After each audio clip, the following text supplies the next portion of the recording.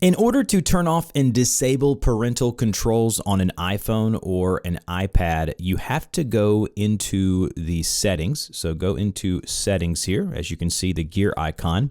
And then what you want to do is you want to scroll down to where you see something that says screen time. It'll have a little hourglass icon next to it. Once you're on screen time, you want to scroll down to the bottom to where you see restrictions and tap into content and privacy restrictions.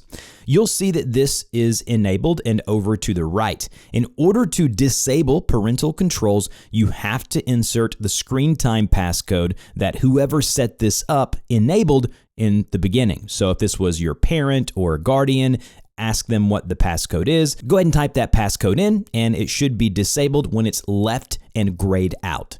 Now, if you want to enable just certain areas, like say purchases or allowed apps, you can tap into here and individualize what apps and services you want to have available, and that way you can have access to certain things, and then maybe others will be prevented due to the parental controls. But if you want to disable completely and turn them off, you would just tap the very top there to the left, make sure it's grayed out, go ahead and tap back, and now all of the parental controls are turned off. If you are a child or a teenager watching this video and your parent set it up on their device, you will have to go through them and do it that way. So obviously it has to be done on whatever the main device is that set up the parental controls to begin with.